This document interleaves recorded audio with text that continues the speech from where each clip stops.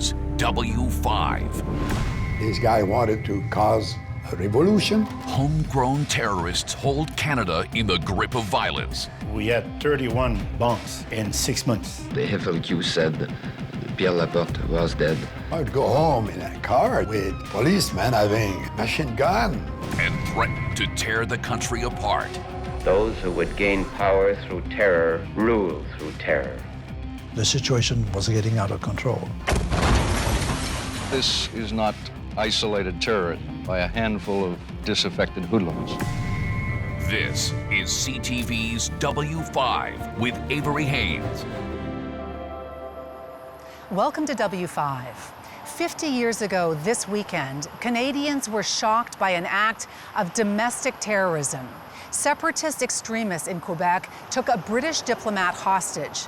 And by the time it was all over, a Quebec cabinet minister had been murdered. Civil liberties suspended across the country. The military patrolled the streets. And the reporter at the heart of the story back then, as now, is Lloyd Robertson.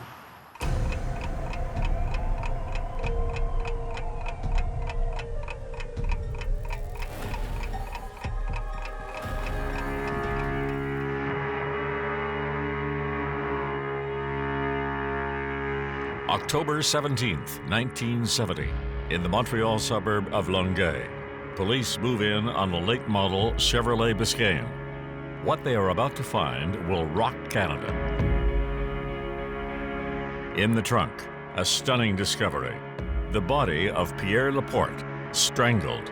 The Quebec Labour Minister has been assassinated.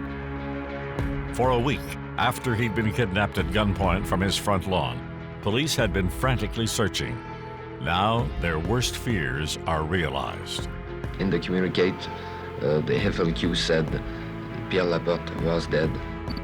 The FLQ, the Front de Libération du Québec, homegrown Canadian terrorists, using a campaign of violence, kidnapping, and now murder to force Quebec's separation from Canada.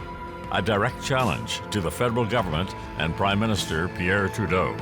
It's with shock and consternation, I believe, that all Canadians have learnt of the death of Mr. Pierre Laporte, who was so cowardly assassinated.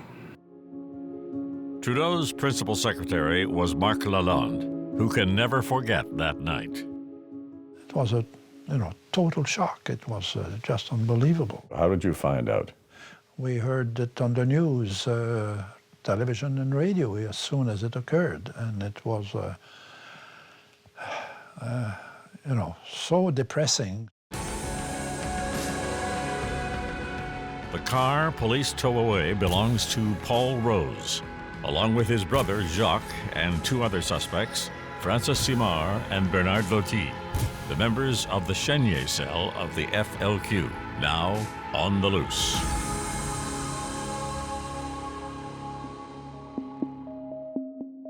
The violence of October 1970 has its roots in the early 60s. Quebec is in the midst of social and economic change called the Quiet Revolution. A future Canadian Prime Minister, Jean Chrétien, is a young Quebec politician.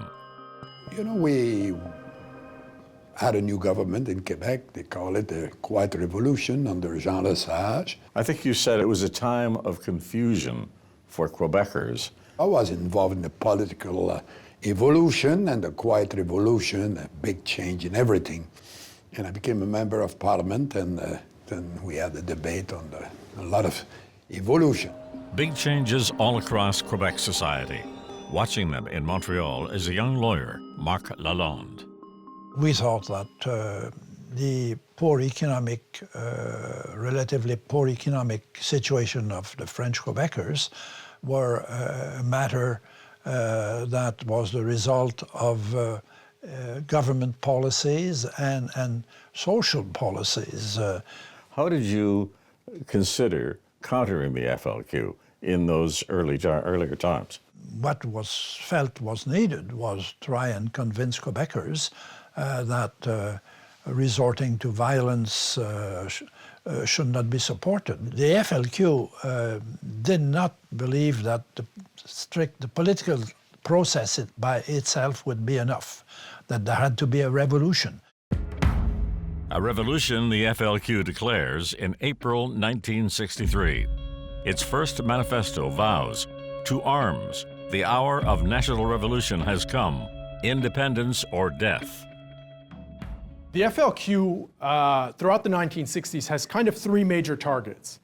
It targets the English community in Quebec. The FLQ also targets the federal government. And finally, it also targets the business community. And the FLQ hopes, therefore, it can spark a violent revolution. Damien Belanger is the chair of the History Department at the University of Ottawa. Quebec was a society where a majority of the population is French-speaking, and at the time Catholic, but where the economy was largely controlled by English-speaking interests.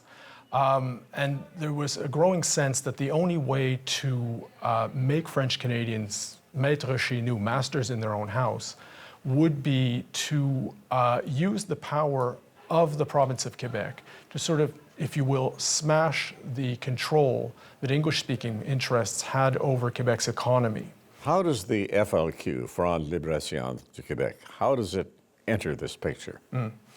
The FLQ was founded in the early 1960s by a relatively small group of disillusioned nationalists who believe that independence and socialism can never occur or will never occur through an election or through normal, legitimate means. Right. So the FLQ bombs started at a certain point during that period. As time goes on, the FLQ begins to practice larger scale acts of terror. So it starts with small bombings. It eventually moves on to larger bombings.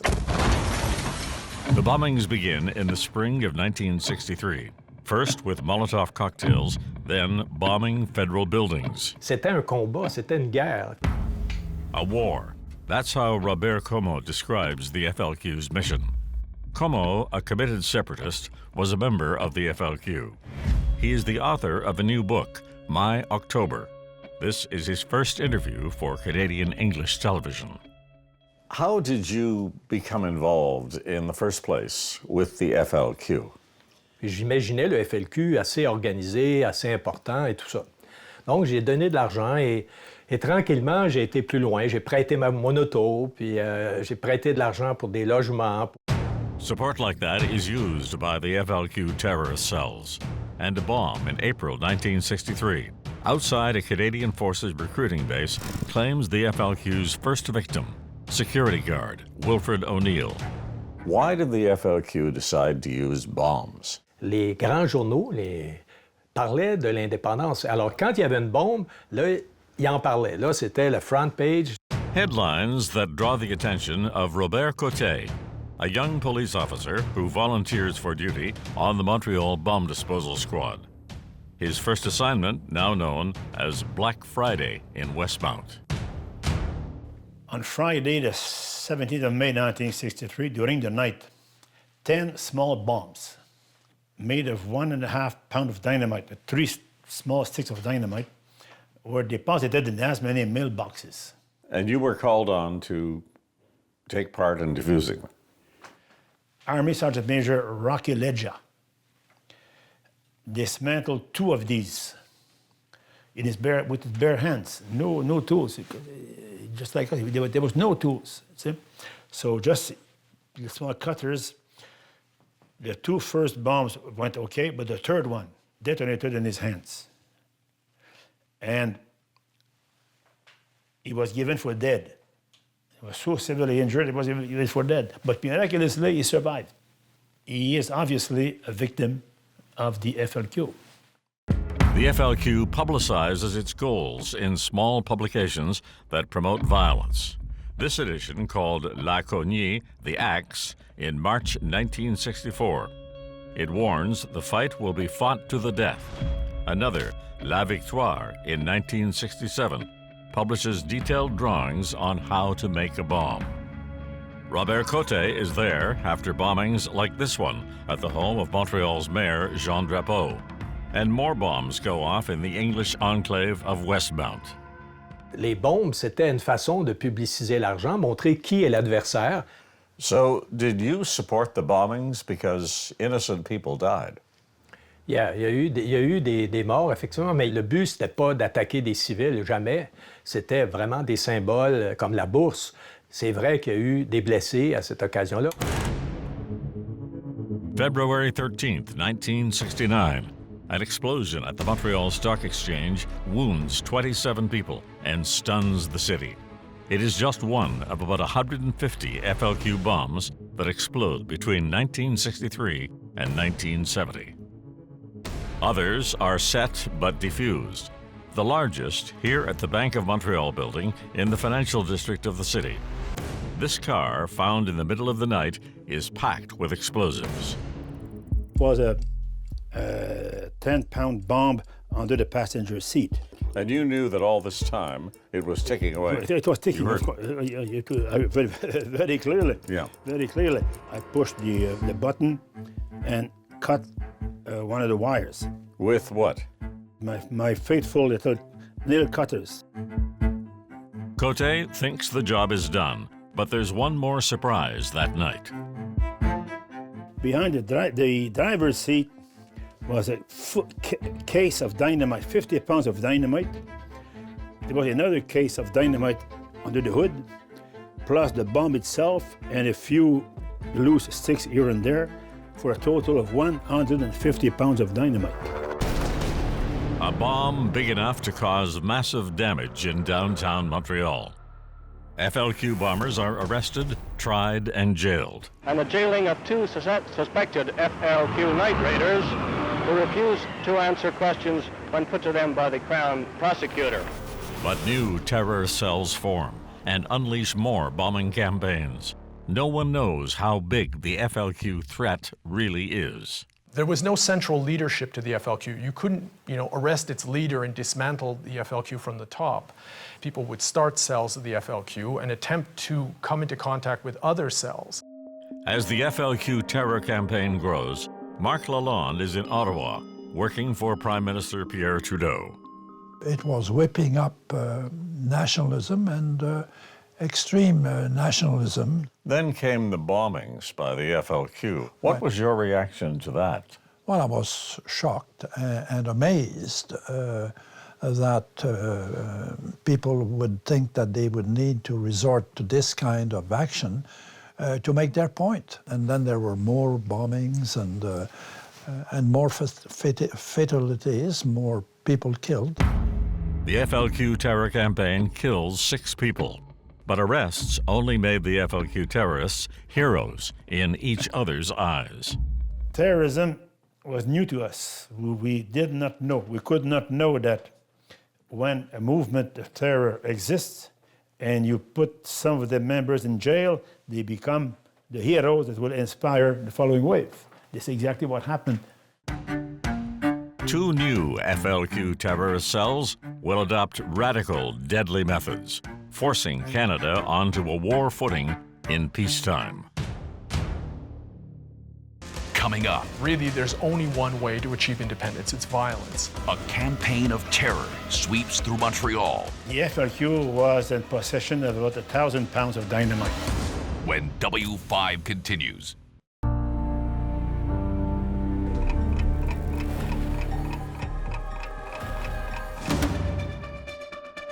For 7 years, beginning in 1963, FLQ terrorist cells in Quebec unleash a deadly bombing campaign against English domination in a fight for an independent Quebec. Marc Lalonde was a high-profile Liberal cabinet minister until 1984. But in 1968, Lalonde is Prime Minister Pierre Trudeau's principal secretary. The concern was increasing, obviously, with the increase in violence. And the bombings increased in intensity in Montreal. People were really getting worried in the city of Montreal, especially. Of course, we were extremely aware of what was going on and concerned. The increase in bombings puts more pressure on Robert Cote's bomb disposal team. We knew that the FLQ was in possession of about 1,000 pounds of dynamite. Now, these bombings came in waves. We have had 5 waves of bombings. We had 31 bombs in 6 months in Montreal. It bombs a factory where the workers are on strike. University of Ottawa historian Damien Belanger is an expert on Quebec. But the FLQ's immediate goal, really, is to foster a crisis of legitimacy in Quebec, which the FLQ hopes will set the stage for a violent revolution. For his first-year history students, the homegrown FLQ terrorism is a complete surprise. I'll be honest, I had no idea what the October Crisis was. That might sound bad considering I'm 20, but I thought it was a little insane. I'd never heard anything. I didn't even know that they would have targeted the English group. But I was definitely surprised that they were targeting specific groups with bombs and trying to harm people. At the same time, Quebecers are presented with a democratic path to separatism. In 1968, even as FLQ bombs are going off in Montreal, the separatist Parti Québécois is formed, led by René Lévesque. It's about time we make up our minds. You know, there's been a continuing crisis about the status of Quebec and about where the hell we go from there. 2 years later, in a Quebec provincial election, the Parti Québécois fields a full slate of candidates against the Liberals and the Union Nationale. Supporters of independence have high hopes, but on the eve of the election, Lévesque is cautious. It could be a huge popular vote and not enough seats, which would be dangerous because this creates a sort of frustration. That frustration is realized on election night, when the Parti Québécois gains 23% of the vote, but only 7 seats, losing the election to the Liberals and the new Premier, Robert Bourassa. The Parti Québécois' poor result in the spring of 1970 helps to convince some FLQ terrorists that really there's only one way to achieve independence, it's violence. The violence now escalates. Robert Como was a member of the FLQ's Vigée cell. Alors on a dit ça ne marchera jamais parce que la propagande fédéraliste est trop forte, donc il n'y aura jamais de victoire du Parti québécois. After the Quebec election, the FLQ launches yet another bombing wave. 28 bombs, 19 explode, injuring 5 people and killing 1. What were you told about the FLQ in 1970? How strong it was? We had very little information. The police forces in Quebec had not concentrated their efforts in the previous years on trying to find out how big they were. The senior British Trade Commissioner in Montreal, James Richard Cross, is reported to have been kidnapped. With that news bulletin, on October 5th, 1970, the FLQ's newest tactic stuns all of Canada. The FLQ target that morning is British diplomat James Cross. Cross is a stark symbol of everything the FLQ opposes: English power and influence in Quebec. FLQ terrorists, the Liberation Cell, enter the house and, waving guns, abduct the diplomat. Mr. Cross was forced at gunpoint to enter the waiting taxi and it sped away from the scene. An intensive police search is underway for the kidnapped victim and his abductors. In what is North America's first political kidnapping. We didn't expect anything like that, and we had no indication from the police in Montreal or the political authorities in Montreal or Quebec. Was that a big surprise?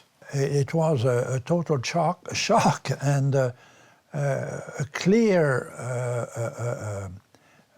challenge to the federal government. Après les bombings, c'était les enlèvements. C'était une étape de plus de... How was this helping their cause? Et c'était une attaque directe contre le gouvernement. The kidnapping begins what is now known in Canadian history as the October Crisis. Hours after the kidnapping, an FLQ communiqué includes a demand to release 20 imprisoned FLQ members, $500,000, and a television broadcast of the FLQ manifesto. The FLQ threatens to kill Cross if their demands are not met. The Trudeau government agrees to one demand: to broadcast the manifesto. First, Trudeau's reaction was that we should not give in to anything. If we were opening the door to concessions, this would be leading to unbelievable chaos. Was the Prime Minister enthusiastic about releasing the manifesto, or was he reluctant?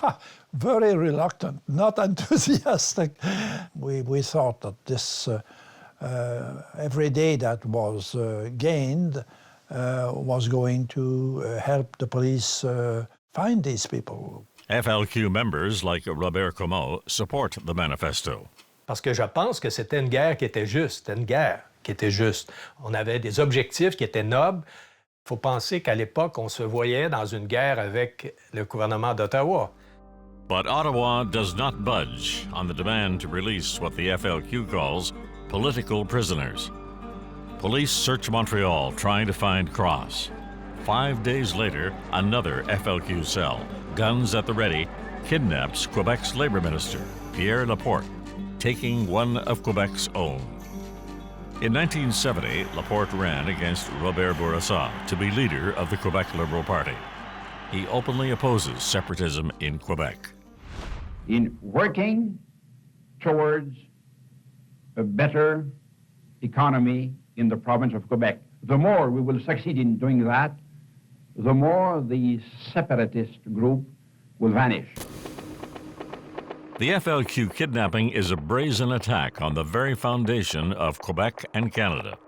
Former Prime Minister Jean Chrétien. You know, they kidnapped him at the door of his house on a Saturday, if I recall, and it was quite dramatic for a country like Canada.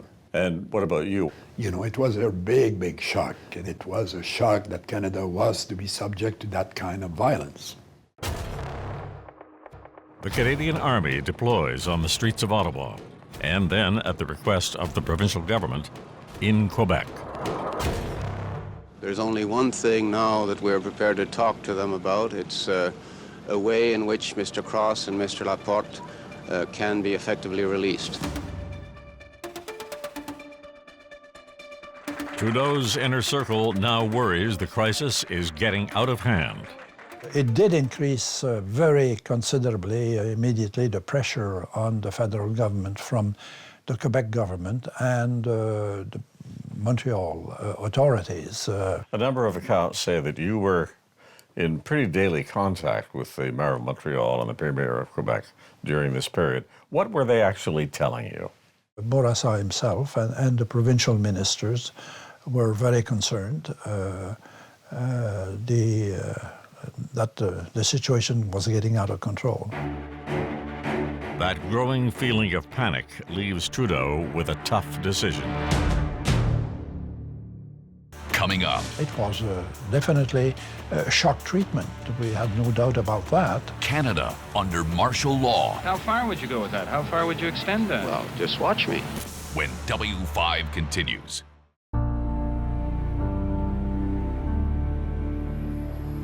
Welcome back. The FLQ crisis put Canada at a crossroads. Then Prime Minister Pierre Trudeau was left with a decision to suspend democratic rights in this country. Here again is Lloyd Robertson.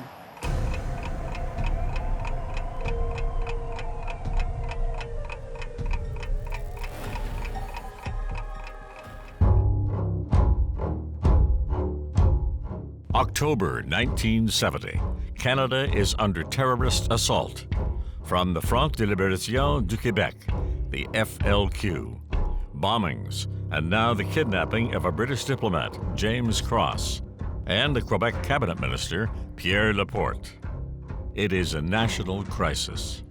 A CTV program in color. For Canadians tuning in to W5 on October 11th, 1970, the news is grim.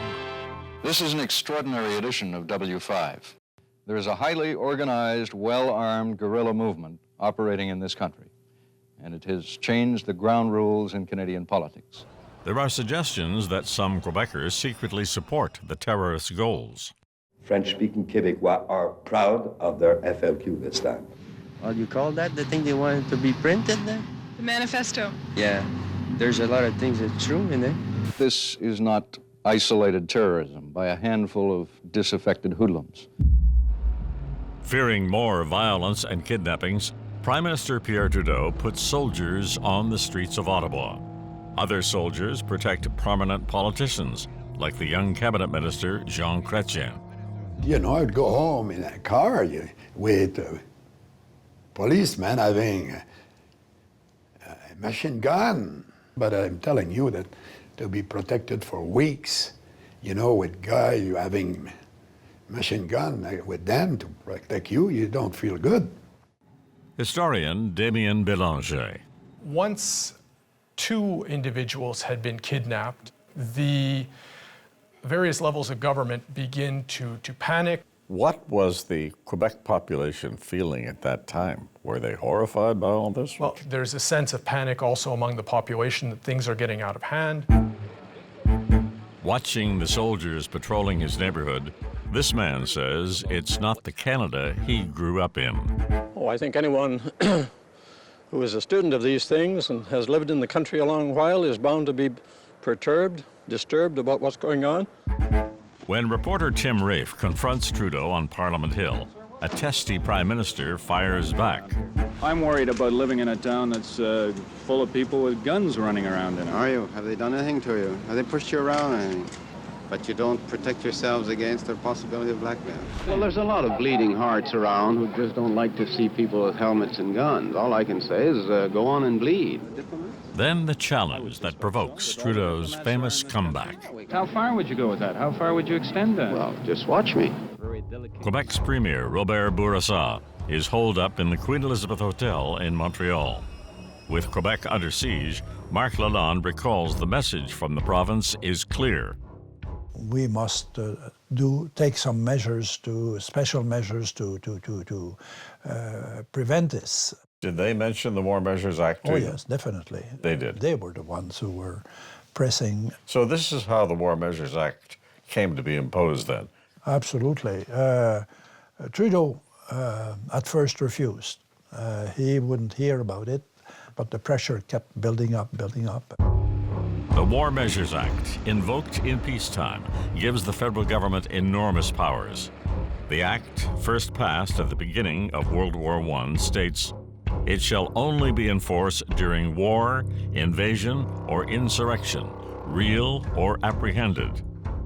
The act gives the government the power to arrest and hold suspects without any legal rights. Were you in favor of the imposition of the War Measures Act? Yes.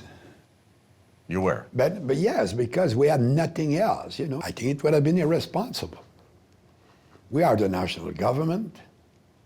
It was a threat to the whole nation. These guys wanted to cause a revolution. They wanted to use violence to achieve their goal. Was that the point when you and everybody else thought something serious had to be done here? You know, we could have done nothing. That was the solution. You do nothing. You tell Bourassa and you tell Drapeau, that you have a police, fix it. So Monsieur Trudeau, Pierre Trudeau, made the right decision. It was tough for him. Invoked at 4 a.m., hundreds of arrests are made in the Montreal area. The roundup includes authors, intellectuals, and singers. With the jails in Montreal filling up, Prime Minister Trudeau goes on national television and delivers his defiant defense for using his most powerful legal measure.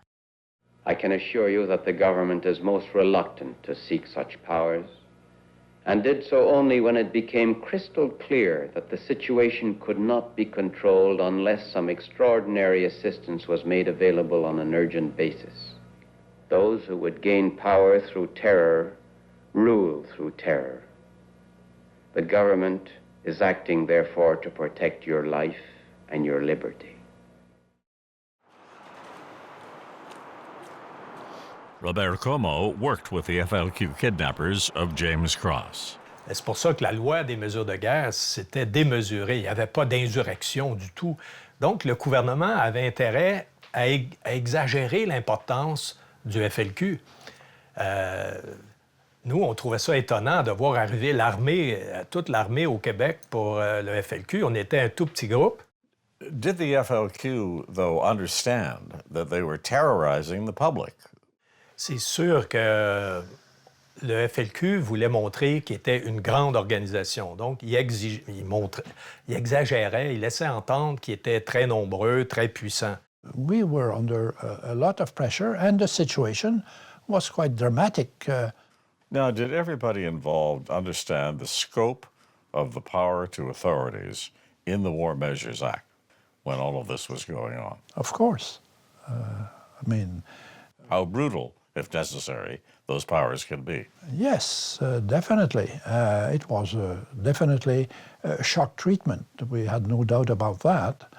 Can you characterize the mood around the cabinet table when you were all looking at that and deciding it would go forward? It was a somber mood. Nobody thought it was a great achievement per se. It was we had no other choice, we felt. I mean, Prime Minister Trudeau absolutely had a choice. The FLQ could easily have been thwarted through really, just old-fashioned police methods. And certainly, when it came to finding and freeing Cross and Laporte, the War Measures Act didn't contribute anything, right? It failed miserably on that score. That failure to stop the FLQ would cost one more life. Coming up, we couldn't believe that it would have happened. The police tighten their grip. We all hope and pray that it will soon conclude. When W5 continues.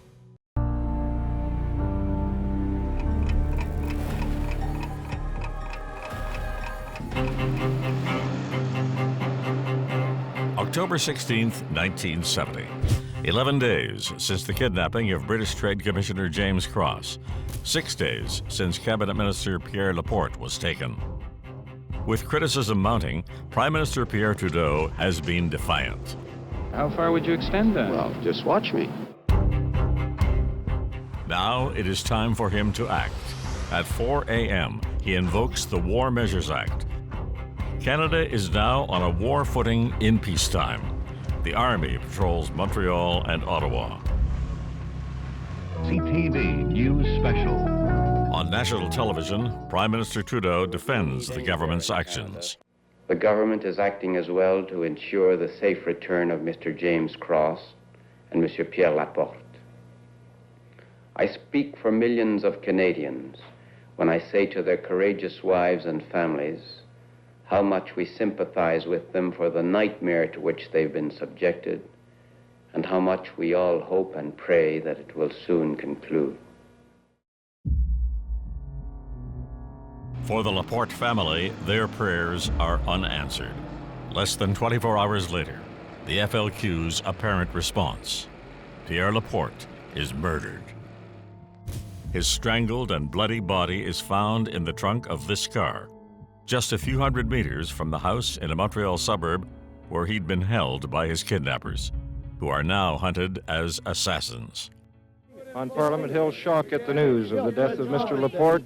CTV Ottawa Bureau Chief Bruce Phillips is surrounded by shocked Canadians who respond to the terrorist violence. They're now singing "O Canada" to make the distinction between separatism in Quebec, a legitimate political party, and terrorism. With the national anthem in English, then in French. Épopée des plus brillants exploits. That broadcast airs hours after the discovery of Laporte's body. Marc Lalonde, Prime Minister Pierre Trudeau's principal secretary. No, it was discouraging. It was, we couldn't believe that it would have happened. That certainly not been foreseen. The murder by the FLQ, who claim it all got out of hand when Laporte tried to escape, but cut himself breaking through a window. Robert Comeau was a member of another FLQ cell.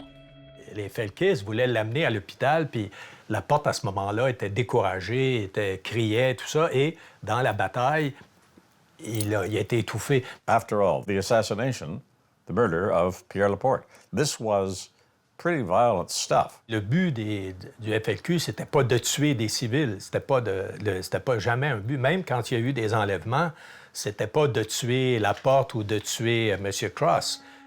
Francis Simard, one of Laporte's kidnappers, wrote about what happened. In a book Simard published, Talking It Out, he claimed that the original intention in kidnapping Laporte was not to harm him. Writing, Pierre Laporte was killed. His death was not accidental. But that doesn't mean we wanted to kill him. Laporte's 4 kidnapping suspects, Simard, Paul Rose, his brother Jacques, and Bernard Lortie, disappear. Wanted posters go up everywhere. Laporte's killers go to ground, avoiding the police dragnet. Now the police and the army search intensifies for the other hostage, James Cross. The fear is he too will be killed. The kidnappers of Cross issue a communique with a picture of the British diplomat. The FLQ's Robert Comeau is a key point man as the Cross kidnappers issue their latest demands. He writes and delivers the communique. Depuis le 6 novembre, la police me suivait et elle voyait quand je déposais des communiqués à certains endroits que j'étais observé. Je ne savais pas à ce moment-là que la police m'avait à l'œil. So what was your role during the October crisis? On est venu me voir pour dire peux-tu écrire un communiqué? Alors, il venait me dire à l'oreille quoi dire et je faisais le communiqué et je allais le porter. J'en ai fait 4 comme ça. 6 long weeks pass. Finally, in early December, the frantic search for Cross closes in on the kidnappers. The Army, the police, numerous reporters, and the curiosity seekers who gathered here this morning to find out whether a duplex just down the street behind the bus, which is in the background, is housing the kidnappers of British diplomat James Cross. An informer tips off the RCMP, and on the night of December 2nd, police use buses and soldiers to block off roads around an apartment building where Cross is held. Robert Coté and his bomb unit are called to the scene. According to the information received, the house was full of dynamite. So I was among the first one on the scene, and it was a very long night. After hours of tense negotiations, a deal is struck. The kidnappers put Cross into a car. Helicopters and TV cameras are in the air, watching over the convoy driving to the site of Expo 67. A worried Coté follows. We were told that on his way, Mr. Cross would be sitting in a car between 2 terrorists who were holding each a 10-pound bomb, so that if they were shot, the bomb would detonate. The government agrees to fly the kidnappers to Cuba. At the airport, the exchange goes according to plan. After 60 agonizing days, James Cross is tonight a free man. With the kidnappers now out of the country, James Cross thanks the police for their efforts. I thank them from the bottom of my heart, but for my part, I never gave up hope. I haven't been particularly anxious to. A year later, James Cross recalls his days in captivity in an exclusive interview with W5's Michael McClear. I think I had, in the first 48 hours, come to rationalize what it meant. Face extinction. The memory of Laporte is dead. As I said earlier in this interview, I mean, this is a fact. There was a man, living human being, a family who was brutally murdered. In November 1970, one of Laporte's kidnappers, Bernard Lortie, is captured, but the other 3 hide from police until December 28th. This is CJY90. We now have confirmation that the office on those FLQ arrests in Lac-Qui-Dee. With those mobiles, proceed there immediately. Do you copy number 3? Finally discovered, they are forced to surrender, are arrested, and all serve jail time. With the death of Laporte, public support for the FLQ and its terror tactics evaporates. the FLQ has sown the seeds of its own destruction. You know, when Trudeau said that the killing of Laporte was their biggest mistake, he was right. When the people realized that it was the path we were engaging, you know, people who are not revolutionary in Quebec, they wanted change, but not to have, you know, a revolution. You have said that with the end of the FLQ, Canada overcame the terror they left behind. Is that the case? But, you know, we live in peace. So I think that, you know, nobody talks violence anymore. Aujourd'hui, je suis contre cette violence. So you're a historian. In your view, what's the legacy of the FLQ? Je condamne la violence parce que je sais qu'on ne fait pas des changements sociaux importants juste avec un petit groupe de terroristes. Je suis toujours indépendantiste. And with the demise of the FLQ terrorists, the question of Quebec independence moves to the ballot box. Separatism begins to dominate the political agenda in Canada. In 1976, René Lévesque and the Parti québécois gain power. University of Ottawa historian Damien Beloge. The Parti québécois' rise to power in the 1970s was absolutely abetted by the destruction of the FLQ. How did they use that successfully? You no longer have the FLQ making the independence movement appear radical and dangerous. Now there's only Plan A, there's only the ballot box, there's only the Parti québécois.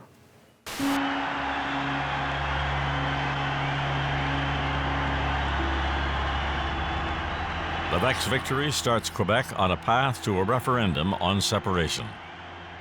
In 1980, voters choose to stay in Canada. In 1995, a second referendum sees Prime Minister Jean Chrétien lead the pro-Canada side. Once again, Quebec votes to stay, but by the narrowest of margins. 99.6% polls reporting now, 50.5 to 49.5, but it's close to a tie as you could get. People said, don't worry, Jean, we don't want to separate. We just want to have a bargaining tool to get more. Separatism today in Quebec, what about it? It's still there? It will always be there. There will always be some people who will dream to have Quebec that will be completely French. But the young people are not going for that. For another political survivor of the October crisis, Marc Lalonde, those dark days were his biggest test. This was the most depressing time I had in my whole political life. I had the feeling of seeing Quebec society destroying itself. What to you is the legacy, then, of the FLQ? I don't think it has any positive legacy, honestly. It may have led to a conclusion in Quebec that violence was no option if you wanted to make political change.